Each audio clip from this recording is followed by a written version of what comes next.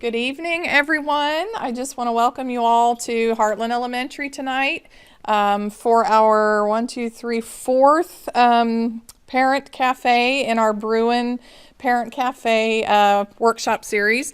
This is a collaboration of several of the South End schools, and Heartland is kind of included in on that too. So thank you for coming. Very good to see all of you tonight. Tonight we're going to be talking about healthy relationships and communication, which we all know is so important with our kiddos. And our presenter this evening is Miss Tracy Bryant, and she works with our Cumberland Healthy Kids Clinic. She is one of our school-based therapists who comes into several of our schools, and she does come here to Heartland, and she's just wonderful. She's a wealth of information, and so I hope you all will enjoy this and get a lot out of this evening. Please feel free to ask questions. Hi, I'm Tracy, and like she said, I'm one of the Cumberland therapists. I am very not like a formal person, so this is going to be very informal, but I hope you all get what I want from this presentation on healthy relationships and communication, and then we have other stuff to give you all too at the end as well.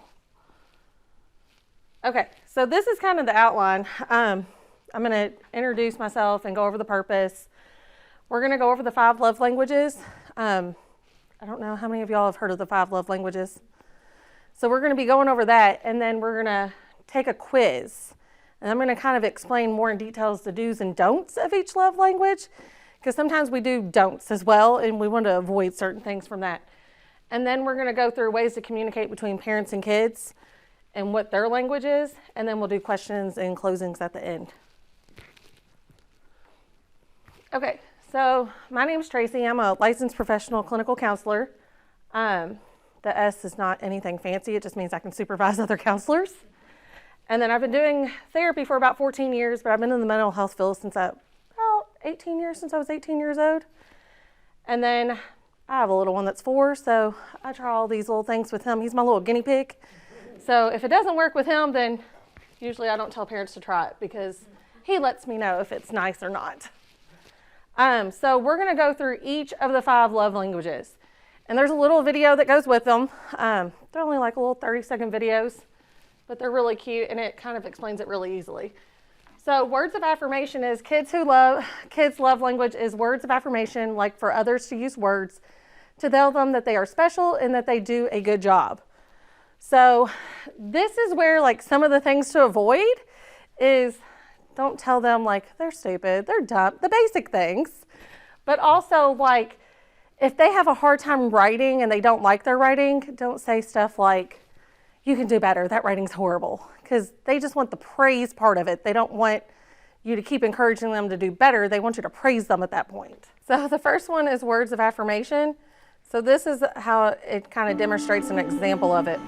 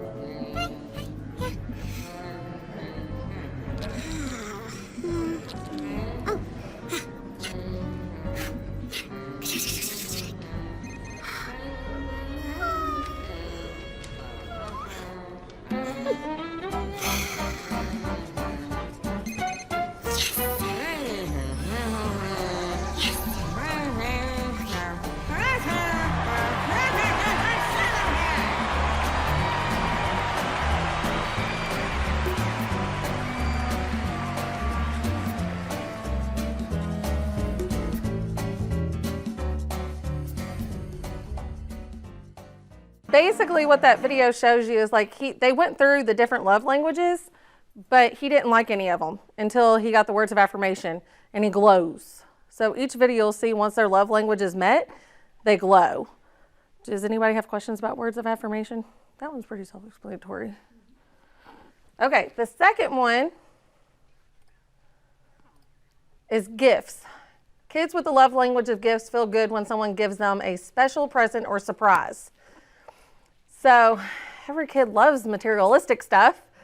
So this, I try to get parents to give them other things, like a gift certificate to go to the movies with them, or to plan dinner or something like a gift like that that they can do. So I'll show you all that video. But I like these little clips because it kind of goes through each one to let you know that that is not the love language that they wanted.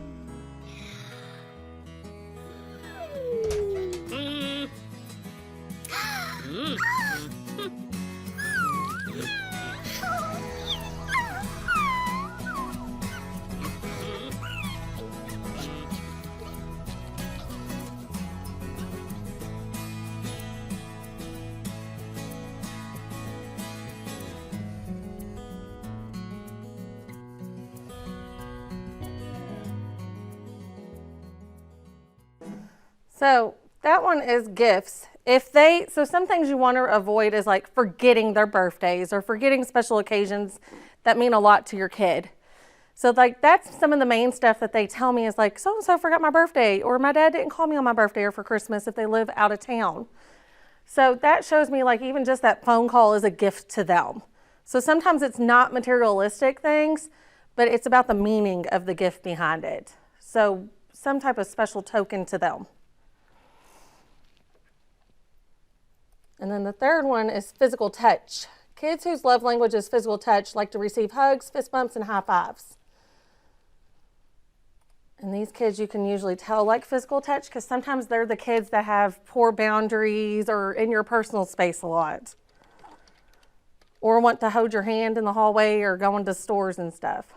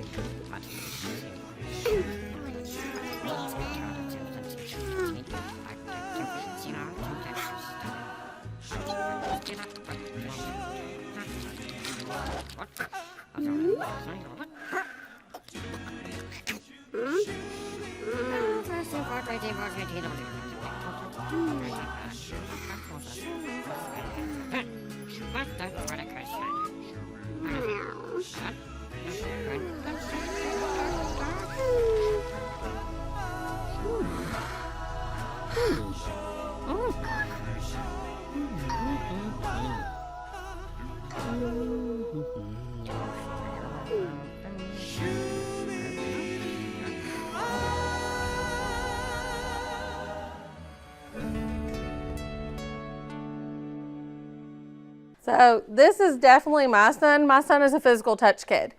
He will even, like if I'm working on stuff, like when I was working on finishing this presentation, he wanted to sit right next to me. And if I tell him I can't hug him or hold his hand or give him a fist bump right then, his little heart gets hurt and he goes moping off. So like physical touch is really important to some kids, even if it's just a hug or a high five or touching their shoulder or touching their head and telling them good job. So that one is really important to some kids, and some kids don't like physical touch at all. So it's all about finding which love language reaches your kid. So the next one is acts of service. And these are things that you can do for your kid or stuff that you can do with them.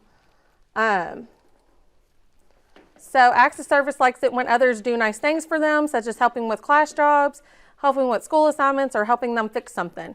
So like if the sink is broken, your kid might want to just be over there trying to help you. or if the alarm is broken, they might want to try to help you. So anything that they can help with, or even just being out there to help you with a car or anything, they might want to be out there just to help. So anything that they can do with you is their way of showing the act of service, but they also want the act of service done to them. Usually a kid will give you their love language, show that to you, so you know that's their love language in return that they like.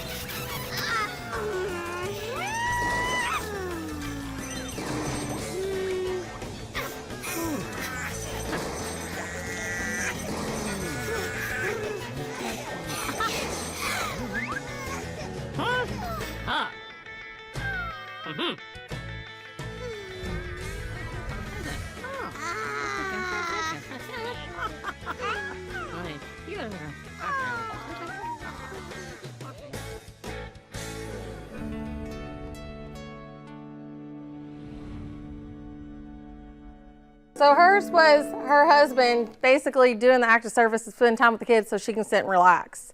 So he went through every love language to see what she wanted. So that one, I don't have very many kids that like the act of service, but some of them like the dependence of the acts of service. So you'll see those type of kids are the ones that want to be like a leader, or like to be your helpful kids, or like to be the little workers around you and help you clean and do the dishes. So the last one we're going to talk about is quality time.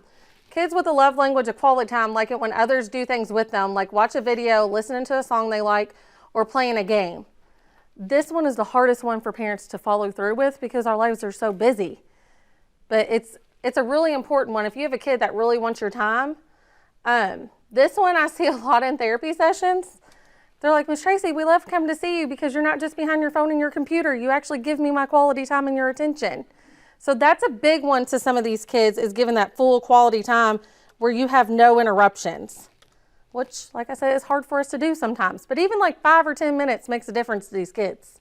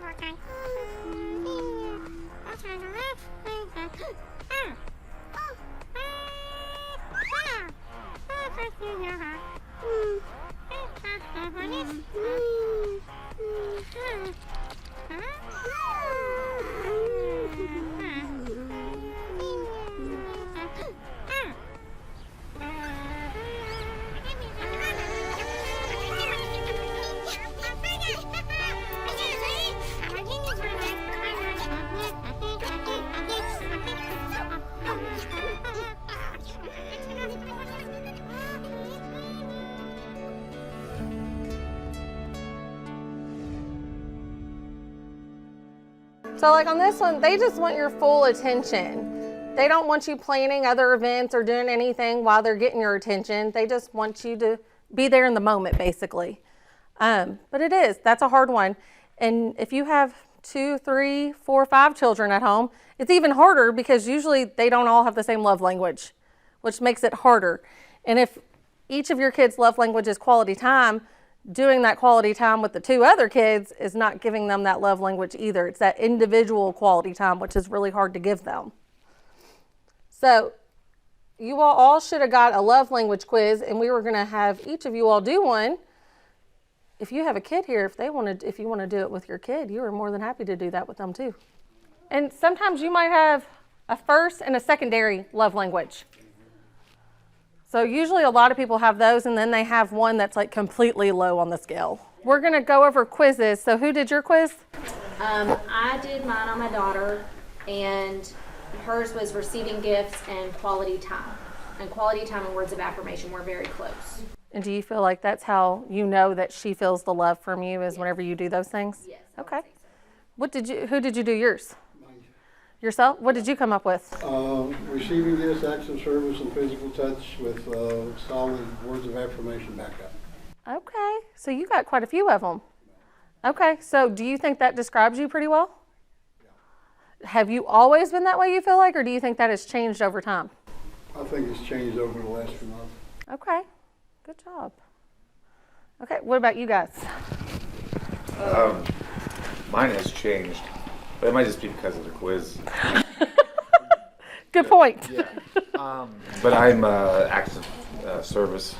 And, Okay. I was that before too, so it is everything. It's about the same. Okay. Mine was pretty strong words of affirmation. Do you all feel like that describes you all pretty well? I think in like the work setting, like I tried to say in like boss instead of teacher. Uh-huh. So I think like in the work setting, that's pretty accurate. Okay. I don't know if it would be the same. Because it was gifts before. As it gets. Like just small things given and stuff. Okay. Good job. Recently, both of us have called for quality time. We've And I bet you it changes. Yeah. It depends on what stage you are in your life. So the next one is we're going to talk about improving communication with parents and kids. So I really love this one because kids' language is playing. That's what everybody's is, no matter the age. Playing is their language. That's why, like, I hear parents get on kids all the time about the video games and talking on the video games, but that's their language now. They're playing. So it's easier to talk to somebody whenever you're engaged in an activity like that. It's easier to talk to those people. You're not talking to them face to face, which is why the interpersonal skills have gone downhill. But they're still using their language skills and their communication skills when they're playing those games. So basically, family meetings are kind of like your huddles you do at home. And some people do them once a month, once a week. Some people do them bi-weekly. But they're supposed to help you with checking in, opening up communication, creating a safe environment and a safe place to talk about your feelings. Because kids don't learn about feelings now in kindergarten like they used to. So like this is where it has to start at home. So working on these safe things, and it includes everyone, and everyone is heard and bonding. Everybody feels inclusive whenever you do these family meetings. And it can just be as simple as like sitting on the couch or sitting around the table and stuff. So I have some examples of what those family meetings can kind of look like so they don't have to be as formal. So you structure them however you want, do them however long you want. Topics can vary from like what your rules are in your family, what the mission of your family is, like what do you want to achieve in your family? Like what makes your family special? And then family conflicts, holidays, traditions, use it for what is best for your family. Nobody can tell you how to structure these. This is all about what you all want to do in your own household. So like our family mission in my house is to be happy and create love and talk.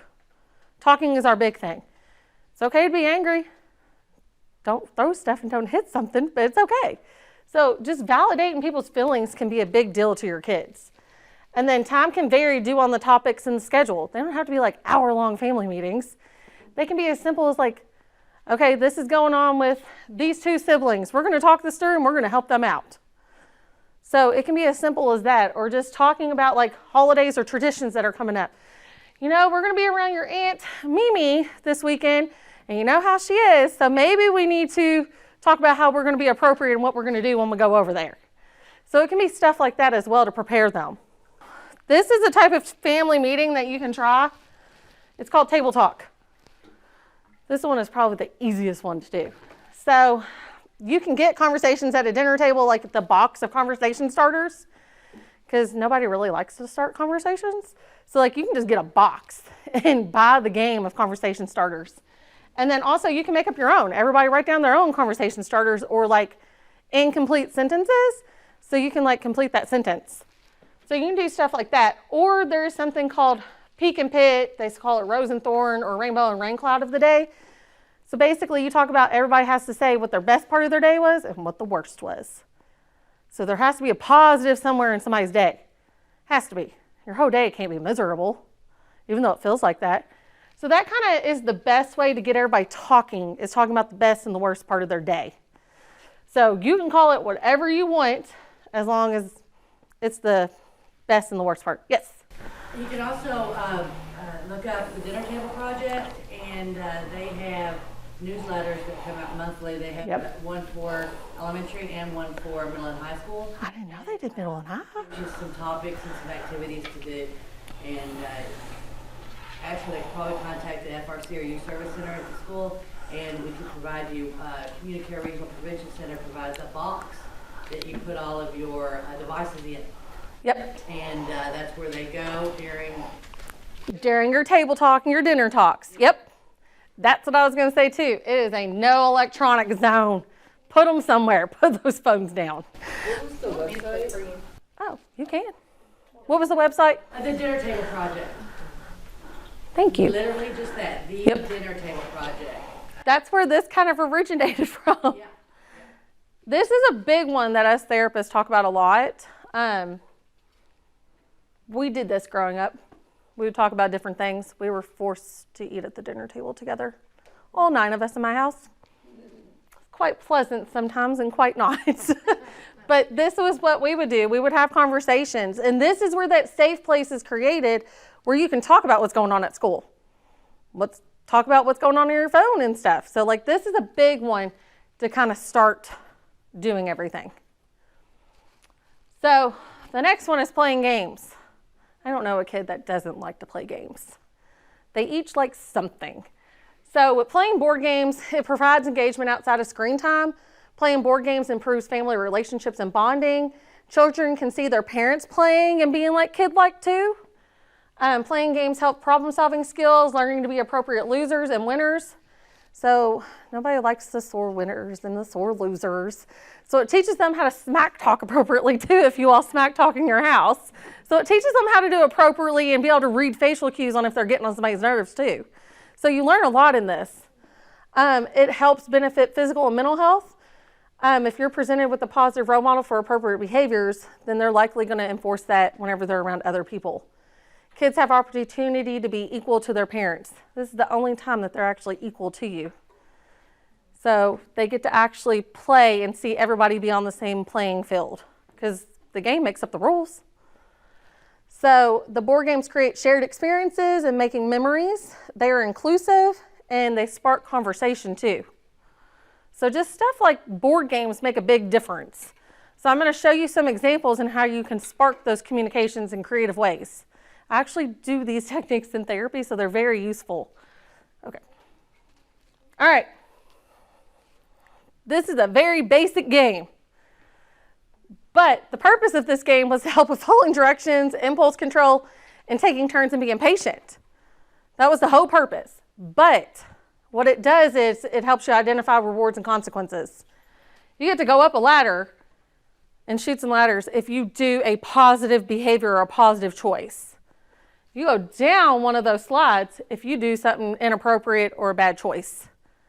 So it talks about, but what's best about this game, if you make a mistake, you're not done with the game. You get to keep going. It just sets you backwards a little bit and you got to make up all those steps that you lost.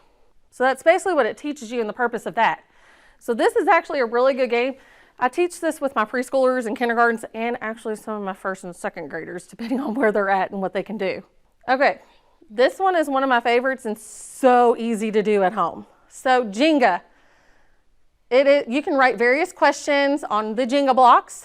They can be what if questions. They can be like any questions you want them to be. They don't have to be about feelings. Like this one says, tell me about your favorite animal.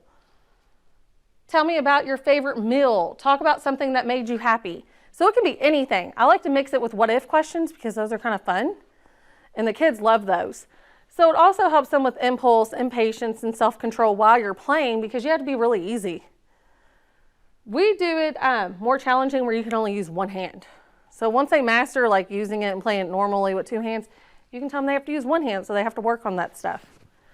The trust part, talk about ways to earn and break people's trust. So like you start playing, and when the tower falls, talk about how quickly trust can be broken. And when rebuilding the tower, talk about how long it takes to regain someone's trust once it is broken, as well as ways to regain that trust back with that person. So you can play it that way too. Either one of these ways is very helpful in families, because usually someone is breaking trust in a family somewhere. And then talking about how, because they're like, well, that's not fair. I've been grounded for five days. Well, you haven't regained that trust back yet. So this part is really helpful for teenagers. And it's an easy game too, for them to all learn. These are the two biggest ones. You all are actually going to get to choose one later tonight. So Candy Lane and Uno. Oh, you can take one of each. There we go. So Candy Lane and Uno are really easy to turn them into games to talk about your feelings. Because talking about feelings is, one, uncomfortable for most people. Nobody wants to talk about their feelings. But this makes it in an easy and fun way. So every time they draw a red card, they have to say, tell me about a time you felt angry. Orange can be a time that you felt embarrassed. Yellow can be a time you felt happy. And green can be a time that you were anxious or scared. These are things that are it's amazing what you come up with from a child and a teenager. Like, it's incredible. I still do the Uno ones with my middle schoolers and sometimes my high schoolers, and they do so good. But it's amazing what they'll say. They're like, oh, when I was 5, that tornado that came through, it really scared me and we were hiding downstairs. Like, it's amazing what they'll say about these little things. Or angry, my favorite is, makes me angry when my brother hits me. I'm like, really, guys, give me something deeper. So you might get, at first, you might get like these little basic answers, but as you go into more detail, you'll get more detailed responses. These can be changed into anything. So I have a sheet, I have like 10. I couldn't fit them all in a presentation because it would take forever. But I have one for social skills, I have one for self-esteem, I have one for families. Turn those into whatever you want. So then blue is sad, purple is loved, and then pink can be your, because the pink are like those special areas that you get to go to on Candyland. So that can be a special day that you've experienced. Like, I got to pick the dinner and a movie for a night at my house. They also make these colored Jenga blocks. So these could be incorporated with those as well. So each color can be something different. You just incorporate it however you want at your house. And these, I will tell you, if you have younger siblings, like teenagers that have younger siblings, we'll sit down and play Candyland with them because it's an old school game. And there's different versions of each of these games, and it still works with them. Okay, so this is more for the older kids. So you got to meet your kids where they're at. So play how kids and teens communicate, which is through games and activities most of the time. So you're going to want to get involved in their interest, even if it is sitting down in their bedroom and playing that video game right next to them. Just talk to them. You'll get all kinds of conversation out of them. Or just sitting there and talking to them while they're playing and taking interest in what they're doing. And then playing basketball or football or soccer as a family or just with that one kid makes a big difference. And like on the Switch, you can take those apart and play with them. So you could like play together on that or just watch them and just talk to them about it. Like when my kid is on his tablet doing his little ABC mouse game, I just sit next to him and I'm like, what are you doing on there? And just talking to him because that helps you build that bond and that connection with those kids. It doesn't seem like you are, but you're taking interest in what they love. Because how many times do kids hear, get off that stupid game, don't play that video game so much.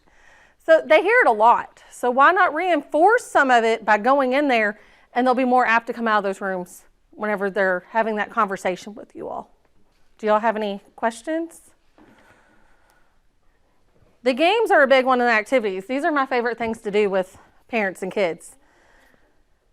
And I do these in therapy, and I love it. I don't like to be a talk therapist. I like to do activities. So we always have an activity, even if it's just coloring. We're doing an activity. So these are big things. I love doing these and teaching parents how to do that. Just because I'm a therapist doesn't mean I'm the only one that can do it. Other parents can do this stuff with kids. So you don't have to be a professional to do it. Would you say, like, if a kid or kids were just like refusing to do it, they were just like, no, I have no part in it. Would you say to continue on with like the family game night, or would you? I would, and just take away all electronics for that kid while you're playing. Yeah. While you're playing, not forever, just while you're playing that game. Be like, this is a no electronic time. We're doing a family game. If you don't want to play, that's your choice, but we'll let for you to participate. But you don't get electronics during the time that we're playing the family game. And you might get some fights there for a while, but you just gotta, they're gonna wait for you to break is what they're gonna do. They're gonna wait for parents to break because they feel like every parent has a breaking point. And once you break, it's harder to get that back. So it can be like you start with the family meeting and talking about it at table, like, look, we're gonna incorporate family game night on like once a month or twice a month. Or you can do a family movie. So it can be anything like that as long as you're like talking about, like they could even talk about the movie after it's done. Like, what was your favorite part? What was the worst part? Did you like this movie? Did you not? So like just those basic things will help. Anybody else have any questions? Okay, so you all are going to get a book and a game tonight that we've kind of talked about. So the Family Resource Centers have helped with all this and everything. They've been amazing. All right. So the book, Who Has Teenagers? Okay. And you also have Yep. elementary age, right? All right. There you go. There we go. There you go. And both of you, elementary? I got elementary. All right. And eventually your elementary will be ready. We'll get there. Thank you. You're welcome. Did you all have any questions or anything for our presenter? Well, I think you did an absolutely wonderful job. Thank you. I'm going to be taking this information home my 19-year-old. And it works. It really does truly work. I do thank you. We all thank you for coming out here and participating. And hopefully we'll see you at our next session.